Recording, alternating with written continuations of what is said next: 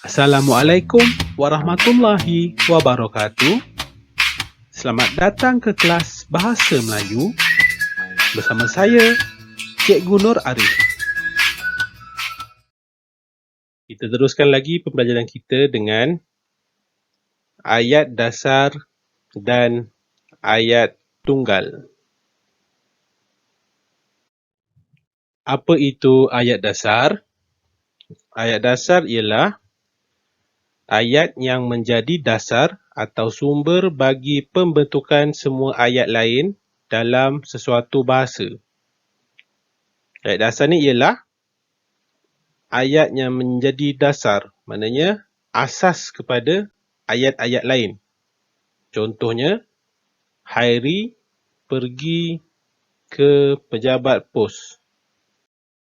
Apa pula ayat tunggal? Ayat tunggal ialah ayat yang mengandungi satu subjek dan satu predikat sahaja.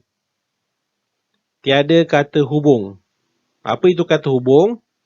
Contohnya dan, sambil, atau, tetapi, supaya, kerana, lalu, untuk, apabila, yang. Ini semua ialah kata hubung.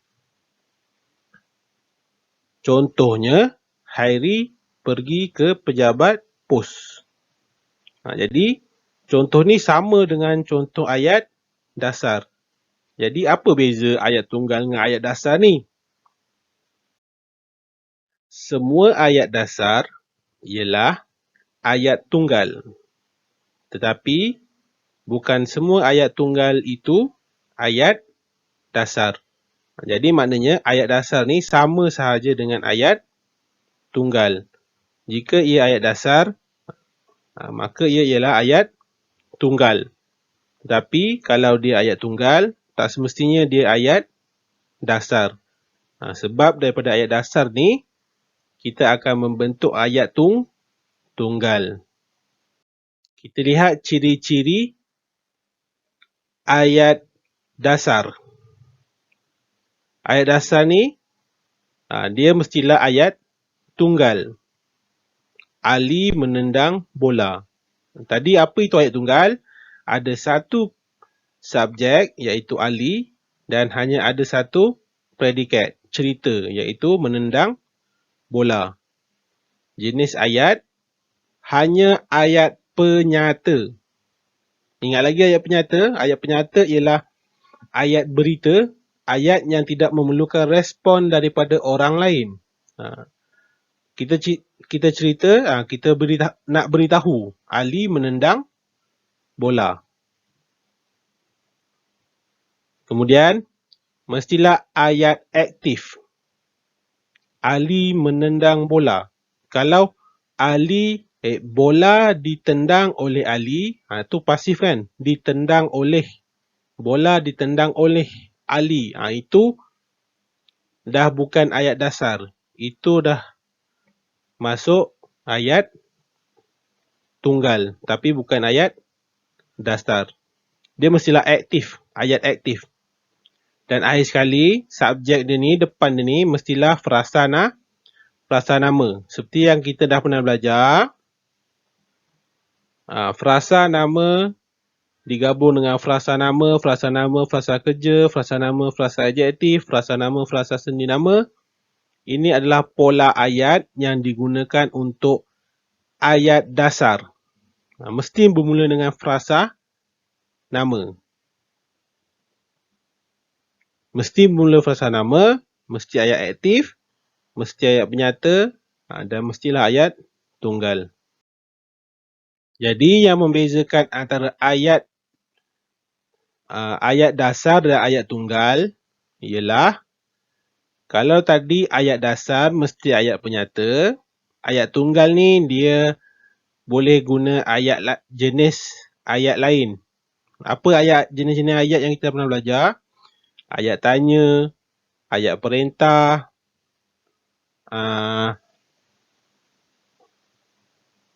ayat seruan, ayat penyata. Jadi kalau sebelah kiri ni ayat dasar guna ayat aktif. Ayat tunggal boleh guna ayat aktif dan ayat pasif. Ali menendang bola, bola ditendang oleh Ali. Dan di sebelah sini, subjeknya mestilah frasa nama. Aktiviti bersenam. Frasa nama. Dan di sebelah kanan ni, ayat tunggal. Dia boleh bermula dengan frasa adjektif. Putih, lambang kesucian. Putih ni sifat. Warna putih kan, sifat kan. Benda yang awak nampak, adjektif, putih. Putih lambang kesucian. Tapi kalau ayat dasar, dia mesti bermula dengan frasa nama. Kalau awak nak jadikan dia ayat dasar, awak kena tulis warna putih. Sebab putih ni sifat dia. Okey. Kita lihat contoh buku teks Bahasa Melayu Jilid 2, muka surat 53 dan 54.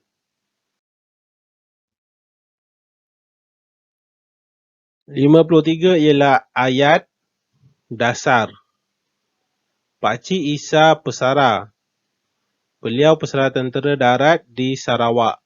Beliau ingin mengisi masa lapang di rumah. Beliau membelah ayam. Beliau membuat reban. Nombor 1. Pakcik Isa penternak ayam. 1 subjek dan 1 predikat. Cerita dia, subjek dia Pakcik Isa. Predikat cerita dia ialah penternak ayam. Pakcik Isa, frasa nama. Penternak ayam, 1 predikat. Jadi ini ialah ayat dasar dan juga ayat tunggal. Sebab semua ayat dasar itu ayat tunggal. Beliau ni kata ganti diri. Kata ganti nama diri untuk Pakcik Isa, beliau. Memakai sarung tangan. Ini cerita dia. 1 saja cerita iaitu memakai sarung tangan. Makanan ayam. Makanan ni juga frasa nama, makanan ayam. Di dalam mangkuk. Ayam Pakcik Isa sangat lapar. Ini kedai Makcik Aminah. Ini kedai ialah frasa nama. Makcik Aminah menyusun apa tu? Telur. Makcik Aminah menjual telur. Pembeli membeli telur. Jadi hanya ada satu subjek, pembeli seorang. 1 saja pembeli. Dan cerita dia apa? Membeli telur. Surat 54, ayat tunggal. Jadi ayat tunggal ni sama sahaja dengan ayat dasar. Ada 1 subjek dan ada 1 predikat. Cuma ayat tunggal ni dia lebih bebas. Encik Johari menghadiri seminar ternakan puyuh di Sarawak. Subjek dia seorang, 1 iaitu Encik Johari. Dan cerita dia 1 saja, iaitu menghadiri seminar ternakan puyuh di Sarawak. 1 subjek, 1 predikat. Itu ialah ayat tunggal. Nak senang lagi, awak pastikan dalam ayat tu tiada kata hubung. Dan, atau, tetapi, supaya, kerana, sambil, lalu. Itu semua ialah kata hubung. Okey, yang kedua, beliau mendirikan reban di hujung kampung. Beliau menjaga puyuhnya setiap hari. Julaihi ialah pembantu ayahnya pada waktu petang. Beliau memasang lampu di dalam reban. Puyuh Encik Johari semakin banyak di dalam reban. Encik Johari mengira puyuh setiap petang. Banyak telur puyuh di dalam reban. Julaihi mengutip telur puyuh setiap pagi. Encik Johari menjual daging puyuh di pasar. Nenek, ni nenek buat apa ni? Nenek membeli telur puyuh. Satu subjek, satu predikat. Satu subjek, satu cerita. Seterusnya, latihan awak yang pertama. Tugasan awak yang pertama ialah keluarkan buku aktiviti Bahasa Melayu Jilid 2. Muka surat 58, 59 dan 60. Muka surat 58. Bina ayat dasar. Cantiknya udang kara. Encik Nasir, penternak. Penternak ni yang bela lah. Bela apa?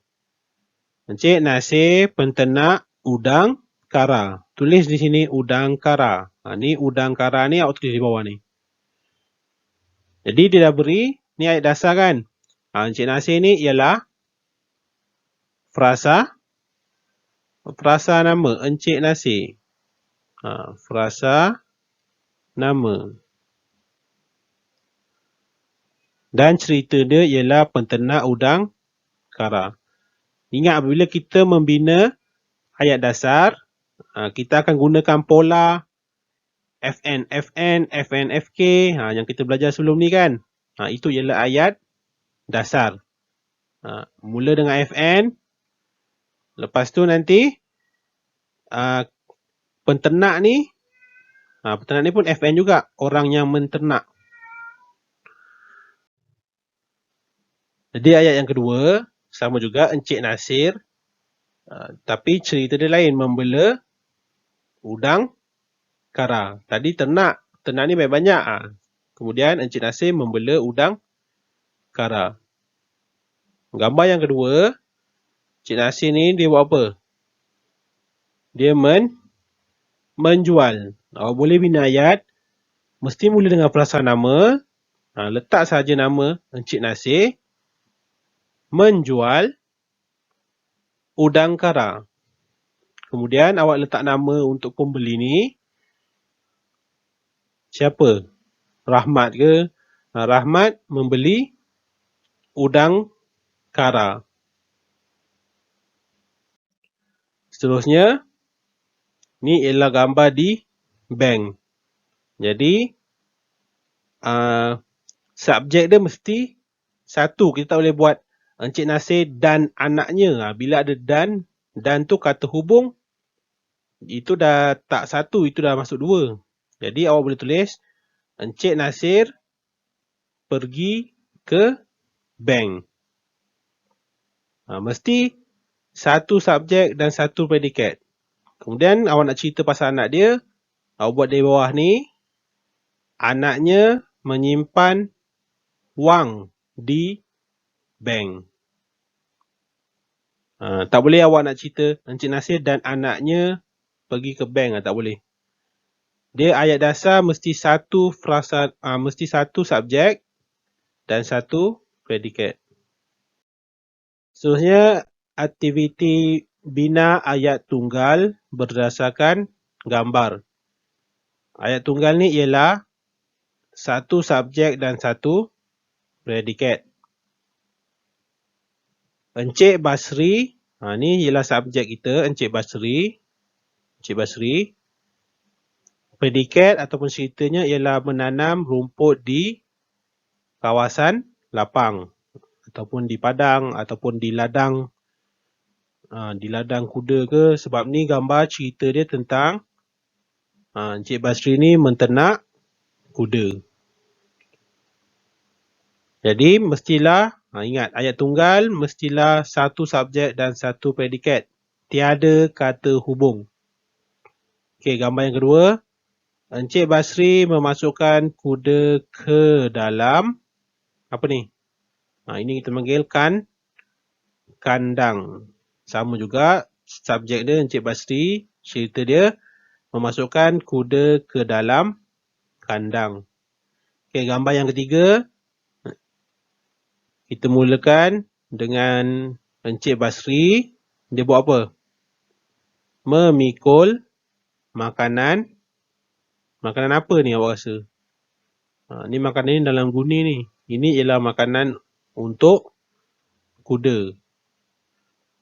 Okey, bina ayat tunggal. Encik Basri buat apa? Seterusnya, Encik Basri tengah buat apa ni? Encik Basri menuang makanan. Makanan apa? Ke dalam bekas khas. Air sekali, pengunjung. Ni ramai kan pengunjung. Ramai pengunjung. Tapi semua ni dalam golongan yang sama, iaitu pengunjung. Walaupun ada 3-4 orang, dia masih lagi dikira satu subjek. Sebab tiada kata hubung. Kalau awak cerita Ali dan Angah pergi melihat kuda, tu salah sebab ada dan. Tapi kalau awak tulis pengunjung, walaupun ramai pengunjung, dia masih lagi dalam subjek yang sama. Iaitu semua itu pengunjung. Tak ada beza. Kalau awak cerita Ali dengan Angah tadi, ada beza. Seorang Ali, seorang Angah. Faham? Subjek dia satu je.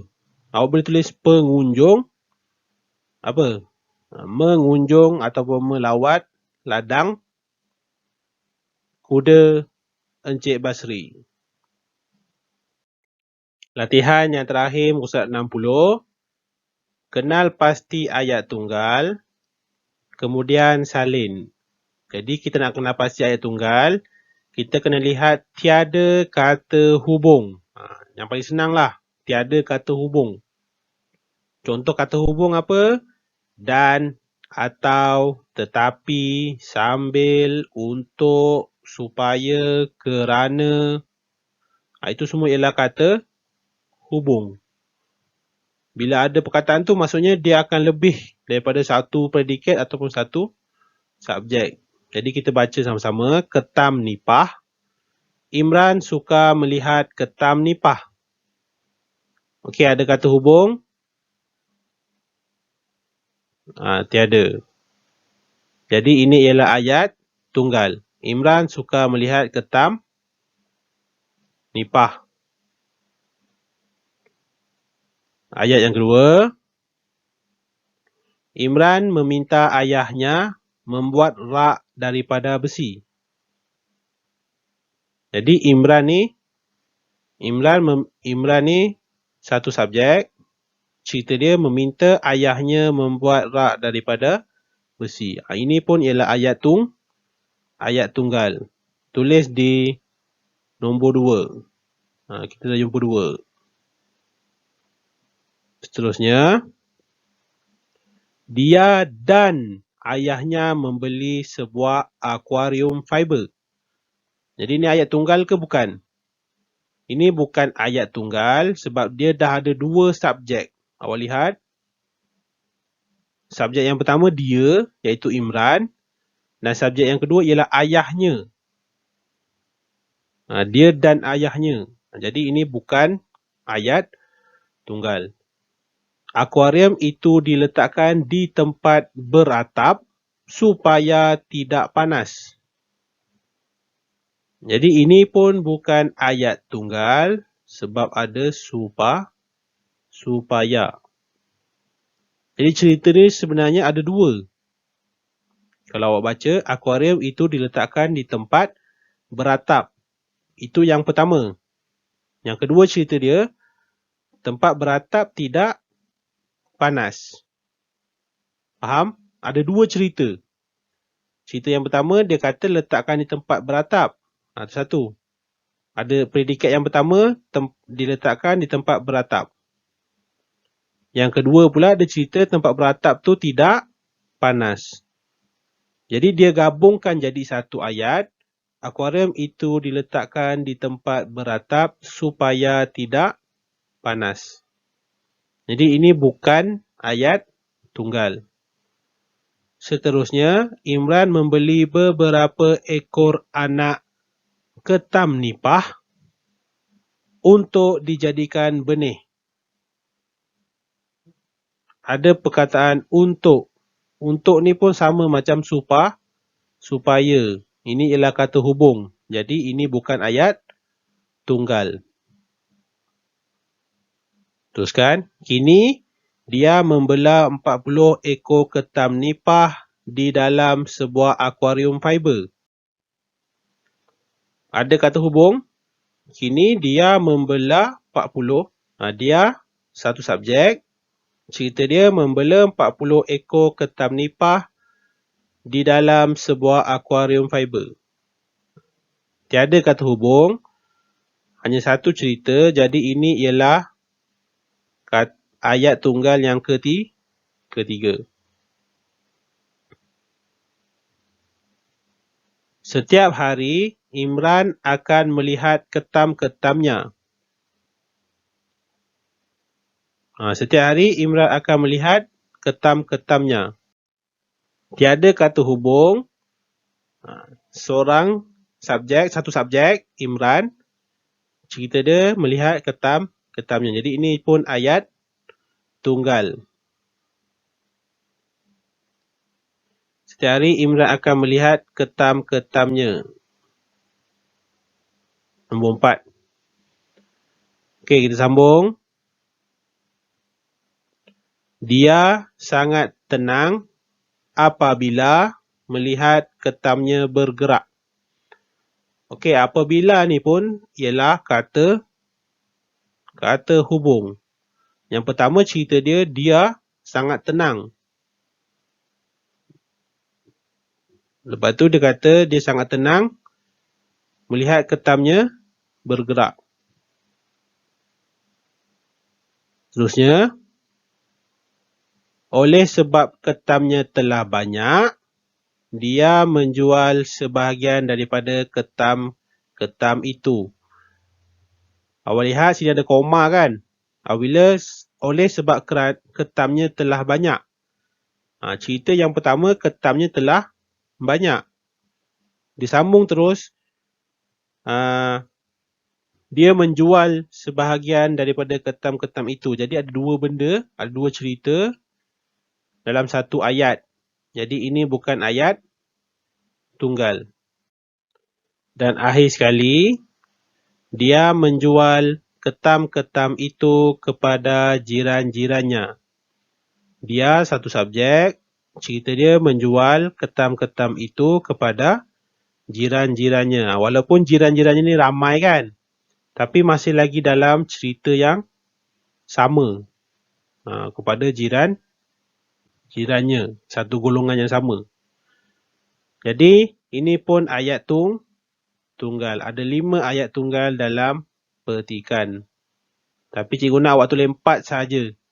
1, 2 di bawah ni. 1, 2, 3, 4 sahaja.